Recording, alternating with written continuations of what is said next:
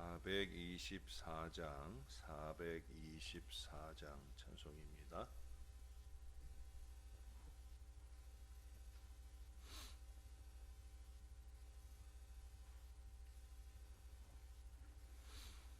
아버지여 나의 맘을 맡아 주관하시고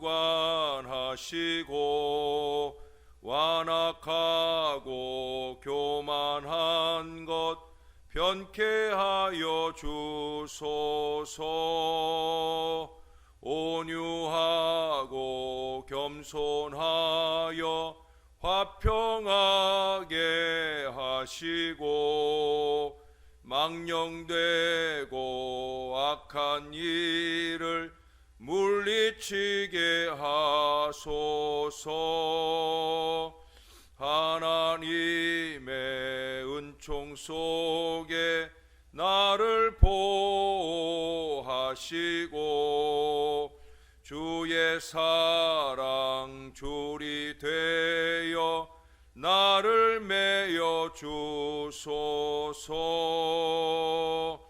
구세주의 흘린 피로 죄를 씻어 주시고 성령이여 하늘길로 나를 인도하소서. 4절입니다.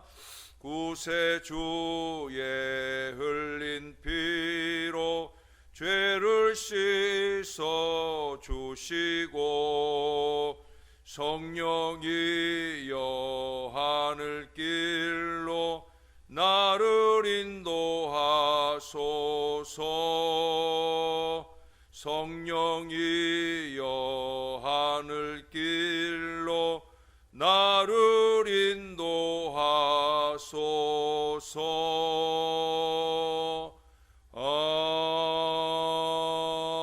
아멘. 그 다음 찬송 한 장 더 합니다. 425장 찬송입니다. 주님의 뜻을 이루소서. 고요한 중에 기다리니 진흙과 같은 날 비주사 주님의 영상 만드소서. 주님의 뜻을 이루소서. 주님 발 앞에 엎드리니 나의 맘속을 살피시사 눈보다 희게 하옵소서. 주님의 뜻을 이루소서. 병들어 몸이 피곤할 때 권능의 손을 내게 펴사 강건케 하여 주옵소서. 주님의 뜻을 이루소서. 온전히 나를 주장하사 주님과 함께 동행함을 만민이 알게 하옵소서. 4절입니다. 주님의 뜻을 이루소서. 온전히 나를 주장하사 주님과 함께 동행함을 만민이 알게 하옵소서. 주님과 함께 동행함을 만민이 알게 하옵소서.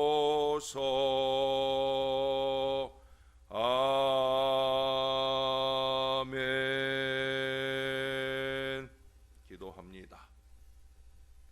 주님, 참으로 우리가 주님과 동행하는 건강한 신앙 가운데 있는 것을 만민이 알 수 있도록 그렇게 잘 보여줄 수 있게 도와주시옵소서.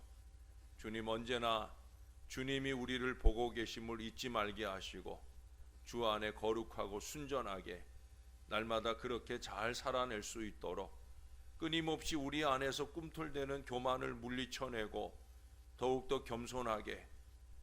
겸손하게 그렇게 주의 길을 갈 수 있도록 주님께 올려드리는 찬송 한 곡조라도 최선을 다해서 주의 기쁨과 영광을 이루게 도와주시고 그 이상 우리의 삶 가운데서도 항상 주의 영광을 드러내기 위하여 최선을 다하는 믿음의 삶을 살아낼 수 있도록 도와주옵소서. 날씨가 쌀쌀해져 갑니다. 건강 상하는 일 없게 하시고 추워지는 날씨가 우리에게 이유와 핑계가 되지 말게 하시고 더 거룩하게 주님의 존전을 찾아 예배하는 신령한 주의 백성들 될 수 있도록 우리를 도와주시옵소서. 감사드립니다. 예수님 이름으로 기도합니다. 아멘. 계속해서 오늘도 학개서 1장, 오늘도 1장을 조금만 보겠습니다. 7절에서 11절까지 말씀입니다. 7절입니다. 만군의 여호와가 말하노니 너희는 자기의 행위를 살필지니라. 너희는 산에 올라가서 나무를 가져다가 성전을 건축하라. 그리하면 내가 그것으로 말미암아 기뻐하고 또 영광을 얻으리라. 여호와가 말하였느니라. 너희가 많은 것을 바랐으나 도리어 적었고 너희가 그것을 집으로 가져갔으나 내가 불어버렸느니라. 나 만군의 여호와가 말하노라. 이것이 무슨 까닭이냐? 내 집은 황폐하였으되 너희는 각각 자기 집을 짓기 위하여 빨랐음이라. 그러므로 너희로 말미암아 하늘은 이슬을 그쳤고 땅은 산물을 그쳤으며 내가 이 땅과 산과 곡물과 새 포도주와 기름과 땅의 모든 소산과 사람과 가축과 손으로 수고하는 모든 일에 한제를 들게 하였느니라. 아멘. 오래전에 어느 무허가 주택에 살던 무명의 인물이 국회의원에 당선되어 우리 국민들을 놀라게 했던 일이 있습니다. 그가 출마했을 때 사람들은 웃기지 마라, 당신이 무슨 당선이냐, 또 상대편 사람은 더더욱더 비웃었을지 모릅니다. 그러나 개표로 한 결과 당선이 확정이 되었어요. 그는 그 이전 10여 년 동안 가난한 이웃을 찾아보고 불쌍한 사람들을 돌보며 어려운 사람에게 벗이 되어주고 그들과 함께 살았던 것입니다. 이 선한 씨를 뿌린 결과 당선의 귀한 열매를 거두게 되었다는 거예요. 그의 당선이 확정된 후에 온 동네 사람들이 마치 자기 일처럼 그를 둘러 축하하는 모습을 신문지상을 통해 볼 수가 있었습니다. 겉으로 보기에 어렵고 힘들어 보이는 일이 내면에 보이지 않는 그 어떤 힘으로 결실되어지는 일들이 얼마든지 많이 있습니다. 하나님의 일은 특히도 그렇습니다. 그 중에서 이제 오늘 본문이 말씀하는 이 성전 건축이 그런 예는 얼마든지 많아요. 하나님의 일은 어제 말씀처럼 깊고 어려운 일이라고, 부담이 된다고, 그래서 지레 겁먹고 포기하고 도망쳐서는 안 된다는 거예요. 하나님을 의지하고 하나님께 영광 되도록 그렇게 최선을 다할 수 있어야 된다는 거예요. 여기 8절에 보면 하나님께서 유다 백성에게 산에 올라가서 나무를 가져다가 전을 건축하라 명하셨어요. 이는 주변의 재료를 사용해서 성전을 건축할 것을 명하신 거예요. 어렵게 생각하지 말고 쉽게 해라, 쉽게 시작해라. 이 솔로몬 성전을 건축할 때에는 멀리 이방 나라에서 레바논의 백향목과 같은 귀한 것들을 수입해서 그 사역을 감당했어요. 만일 하나님께서 유다 백성에게 그와 같이 성전을 재건할 것을 요구했다고 하면 그들의 변명이 타당할 수도 있었을 거예요. 그러나 하나님께서는 유다 백성의 중심을 요구하신 것이지 화려한 성전을 요구하신 것이 아니었습니다. 하나님은 누구보다 그들의 사정을 잘 아시잖아요. 그러니 그들이 감당할 수 있는 범위 내에서의 성전을 원한 거예요. 하나님 우리에게 원하시는 것도 마찬가지예요. 우리가 얼마만큼 감당할 수 있는지 하나님은 잘 아셔요. 그 범위 안에서의 우리의 최선을 다하면 되는 거예요. 이래서 못하고 저래서 안 되고 이런 이유와 핑계를 댈 필요가 없다는 거예요. 그냥 내게 원하시는 그만큼 나의 최선을 다하면 되는 거예요. 이스라엘이 이전에 솔로몬 성전의 화려함만 생각하고 지레 짐작하여 겁먹고 포기한 것이지 실제 그리 어려운 요구가 아니었다는 거예요. 힘 닿는 대로 정성껏 그것이면 되는 거예요. 예나 지금이나 많은 사람들이 이 성전 건축 소리가 나오면 부담부터 느껴요. 예? 그래서 막 교회를 떠나가기도 하고 또 어떤 교회가 성전 건축한다고 하면 그러면 등록도 안 하고 이런 경우가 많아요. 여러분 우리가 지금 학개서를 보니까 성전 건축 얘기가 자꾸 나와서 그렇지 우린 뭐 이미 하나님이 좋은 성전을 주셔서 성전 중심의 신앙생활을 잘하고 있어요. 물론 이제 건물이 노후하다 보니까 여기저기 손대야 될 때가 많이 생겨서 아쉽고 걱정되긴 하지만 어떻든지 간에 우리에게는 그런 부담은 없습니다. 그러나 그것이 성전 건축만 아니라 우리가 해야 하는 헌신의 모든 부분에 있어서도 마찬가지예요. 우리가 할 수 있는 최선만 다하면 나머지는 하나님께서 역사해 주시는 거예요. 여러분 8절 하반절을 한 번만 더 보세요. 그리하면 내가 그것으로 말미암아 기뻐하고 또 영광을 얻으리라. 할렐루야. 우리가 할 수 있는 최선만 다한다면 하나님은 얼마든지 영광을 얻으신다는 거예요. 그런데도 그것을 못 해냈으니 어제 본문에 이어서 다시 하나님께서는 징계를 돌아보라 하십니다. 저는 어제 말씀도 그렇고 오늘 말씀들 속에서도 그렇고 이미 하나님께서 깨달을 수 있는 사인을 여러 번 주셨다는 거예요. 근데 문제는 이스라엘이 지금 학개 선지자를 통해 말씀할 때에서야 비로소 알게 될 정도로 그들이 깨닫지 못했다는 거죠. 자, 그들이 돌아보아야 할 거는 뭐예요? 그들은 스스로 많은 것을 바라면서도 도리어 적었다는 겁니다. 거기에 더하여서 하나님께 드릴 것을 집으로 가져가기까지 했다는 얘기예요. 요즘으로 말하면 헌금 잘라먹기를 한 거예요. 하나님 지금 코로나19 시대 아닙니까? 그러면서 그것이 이유와 핑계가 되어서 헌금을 잘라먹고 시작하는 그런 어리석은 것을 오늘 말하고 있는 거예요. 그래서 하나님께서 불어버리셨다라고 오늘 본문은 증거하고 있어요. 유다 백성은 눈에 보이는 것에 급급해서 하나님께 드리기 전에 먼저 자신들의 것을 구했지만은 오늘 본문에 그들이 자신들의 삶을 염려하여 하나님께 드려야 할 것조차 집으로 가져갔지만 그래서 부요해졌느냐? 아니라는 거예요. 오히려 하나님께서 그 모든 것을 불어버리셨기 때문에 그들은 더 빈곤할 수밖에 없었다라는 사실을 강조하고 있어요. 그들은 자신들이 가난하여서 하나님의 성전을 재건하지 못하였다 변명하였지만 사실은 그들이 하나님 앞에서 바로 행하지 못했기 때문에 그러한 가난한 처지에 이르게 되었다는 거예요. 오늘날 많은 사람들이 그렇습니다. 하나님의 부요를 경험할 기회를 스스로 내던져 버리더라는 거예요. 눈앞에 이익에 매달려서 하나님께 인색해서 그렇게 되었다라는 사실을 깨닫지 못하고 살아갑니다. 오히려 하나님을 더 원망하는 어리석음으로 나아가게 되는 거예요. 하나님께서는 이스라엘 백성이 하나님의 전을 세우는 것보다 각각 자기 집을 세우는데 빨랐기 때문에 저주가 임하였다라고 다시 한번 말씀하고 있어요. 그 내용이 뭐예요? 하늘이 이슬을 그쳤고 땅은 산물을 그쳤다 하는 거예요. 여기 한재라는 말이 나오잖아요. 큰 가뭄이 들었다는 거예요. 농경사회에서 한재가 들었다라는 것처럼 무서운 것이 없어요. 왜?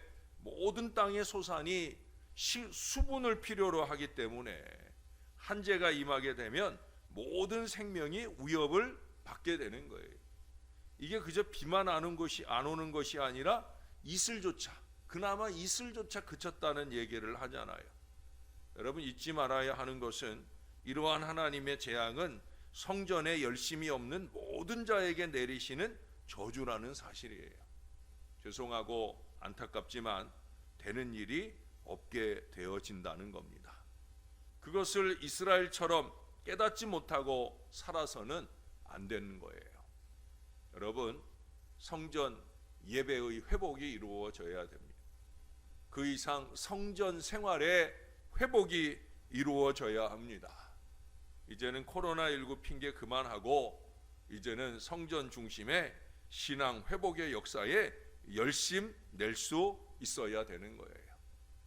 러시아의 모스크바에 있는 붉은 광장 옆에는 옛날 제정 러시아 시대에 건축된 웅장한 러시아 정교회의 성전이 있었습니다. 지금도 있어요. 둥근 양파처럼 어떻게 보면은 모슬렘의 그 돔처럼 보이는데 이 돔 형식의 지붕 위에 십자가가 높이 서 있어요. 그래서 이게 모슬렘의 그들 나름의 성전이 아니라 정교회 교회구나라는 걸 알 수 있게 해줍니다. 이전에 소련의 공산주의 체제 밑에서는 성경책을 절대 사볼 수도 없고 전도지 한 장조차 나누어 줄 수 없었잖아요. 그러나 수많은 소련 시민들은 공산주의를 아무리 신봉해도 참된 삶의 의미를 찾지 못한다 하는 것을 깨닫고는 이 붉은 광장 옆에 있는 이 예배당에 모여들기를 시작했다는 거예요. 수백 년 전에 자기들의 조상들이 신앙의 힘과 노력으로 이룩한 이 높은 성전을 볼 때마다 소련 시민들은 그 성전 건물이 전해주는 신앙의 유산을 새롭게 발견하고 그리스도를 다시 믿기 시작했다는 거예요. 다시 주님께 매달리기 시작했다는 거예요. 어쩌면 붉은 광장, 공산주의의 상징이라고 할 수 있는 그 붉은 광장 옆에서 이 믿는 주의 백성들이 열심히 모이고 예배하고 기도하였던 그 은혜 가운데 이 공산주의가 무너지고 소련이 무너지고 하는 일들이 일어나지 않았겠느냐 하는 생각을 할 정도의 은혜가 그들 가운데 있었다라고 하는 거예요. 그게 어떻게 가능했겠어요? 성전 건물 자체가 전도를 하고 있는 거예요. 건물이 전도를 하는 거예요. 성전이 성전의 모양으로 전도를 하더라 하는 얘기예요. 여러분, 우리도 바로 그 복음적 가치를 지닌 성전을 만들 수 있어야 합니다.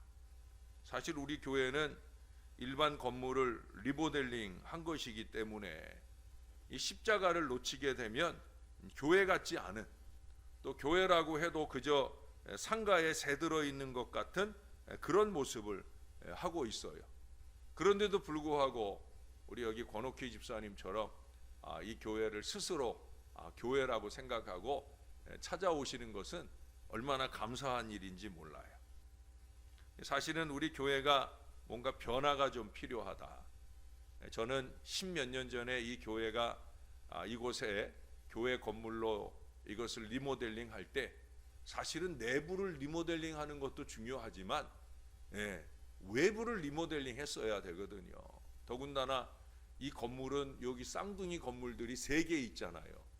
그러니까 그 건물들에 익숙한 사람들은 이것도 똑같이 옛날처럼 학원 건물이거나, 진짜로 우리 아내 친구가 친정이 이 근처거든요.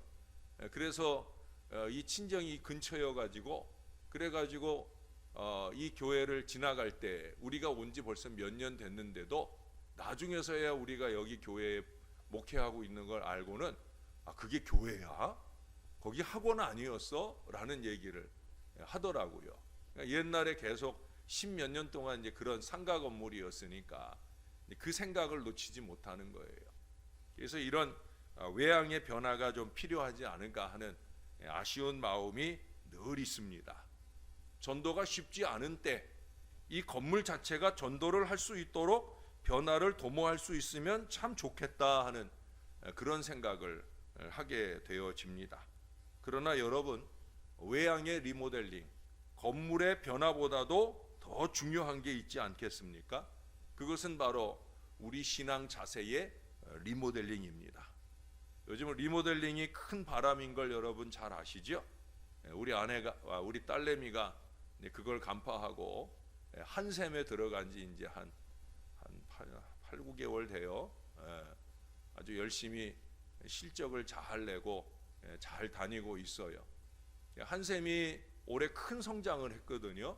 그만큼 사람들의 관심이 지금 리모델링에 많이 있다는 거예요. 근데 우리가 집만 자꾸 리모델링 할 일이 아니라 그보다 더 중요한 건 뭐예요? 신앙의 리모델링을 해야 돼요. 이제 일상 회복에 우선해서 신앙 회복의 리모델링을 할 수 있어야 된다는 거예요. 성전 중심의 신앙을 회복하는 노력이 필요합니다. 그 이상 신앙의 가장 좋은 리모델링은 뭐예요? 성령 충만의 리모델링이죠. 다시 성령으로 충만해져야 되는 거예요. 우리가 아까 불렀던 424장 찬송처럼 우리 안에 교만의 껍데기들을 다 쓸어버리고 철거해버리고 우리 안에 겸손의 리모델링이 이루어지므로 우리 하나님께서 우리를 기뻐하시고 영광을 받으시도록, 이것은 결코 사람의 일이 아닙니다. 성령의 일이에요. 하나님의 일이에요. 하나님의 일 말들은 잘하는데 정말 중요한 하나님의 일은 뭐냐? 저와 여러분이 성령으로 충만한 겸손한 주의 백성이 되는 것이 가장 중요한 하나님의 일입니다. 우리는 모쪼록 이 일을 통해서 우리 하나님께서 기뻐하시고 영광을 얻으시며 교회는 새롭게 부흥의 미래를 바라보고 우리에게 큰 형통의 보장이 충만하여 넘치는 역사가 일어나기를 우리 새벽 용사들만이라도 더 간절함으로 주님을 찾고 매달리는 주님의 자녀들이 다 되어 주시기를 우리의 구주 되시는 예수님의 이름으로 간절히 축원합니다. 기도하겠습니다. 하나님, 늘 하던 대로 살지 말게 하옵소서. 늘 살던 대로 살지 말게 하옵소서. 무엇보다도 신앙이 구태에 젖어서, 그것도 올바르지 못한 구태에 젖어서 하나님이 기뻐하시지 않을 모습으로 살지 않도록 하나님, 우리의 신앙을 바로 잡아 주시옵소서. 주님이 우리에게 원하고 바라시는 일이 무엇일까? 성령 하나님이 내주하셔서 우리의 마음을 감동하시고 이끌어 가시는 대로 우리가 그렇게 살아낼 수 있도록 은혜를 더하여 주옵소서.